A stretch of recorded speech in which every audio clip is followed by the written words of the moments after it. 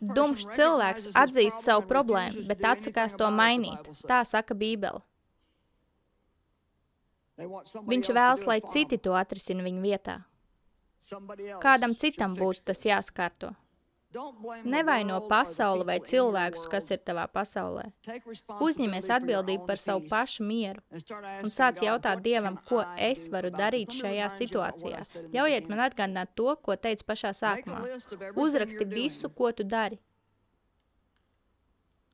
Un tad godīgi izskati katru punktu un pavaicā, kādus augļus tas nes manā dzīvē.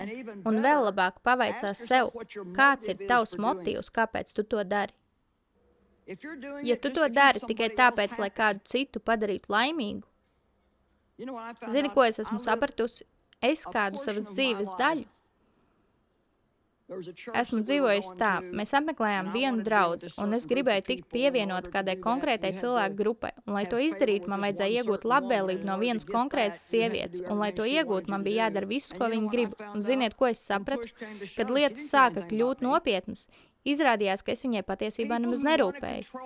Cilvēki, kuri vēlas tevi kontrolēt, tevi nemīl.